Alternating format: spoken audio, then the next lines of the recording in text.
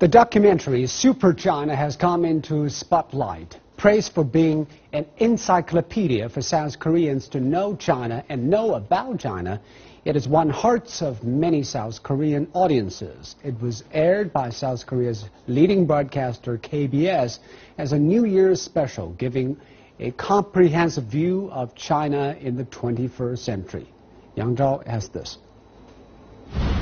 The era of China is approaching. The largest foreign reserves in the world, power created by 1.3 billion people, China's global influence, rich soil with such great potential, a culturally strong nation stepping forward, the great leadership of China's Communist Party. This is the intro of Super China, a 7-episode documentary focusing on the country's rise, which was produced by the professional team from South Korea. The show has triggered China fever across South Korea, but it has also attracted a lot of attention in China. The content of the 7 episodes included in the intro covers topics such as the country's huge population, as well governance, soft power, and the leadership of the ruling party.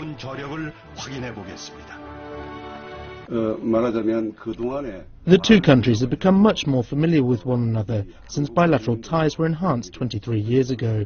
But the level of understanding doesn't go very deep. We produced this documentary to help people to get to know China better.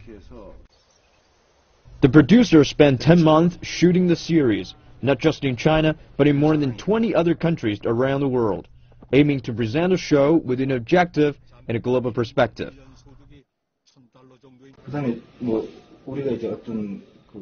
To guarantee we filmed the documentary objectively, we didn't seek any help from the South Korean or Chinese governments, nor receive sponsorship from any enterprises. Only KBS funded the project. Super China had a record high 10% audience share during the 7 broadcasts, a much higher average than other documentaries, which usually only get 5. The discussion over China, triggered by the documentary, is also intense. I lived in China for 10 years, but I still learned something I didn't know about the country through this documentary. I used to think China's development relied on low quality and low priced products, but now I feel that China is a high value brand. I was thinking after watching the Super China documentary that it will dominate the world in a decade. I admire China, but I'm also a little scared. Admire but scared. A crisis or opportunity. South Korea is seeking answers. Yang Zhao, CCTV.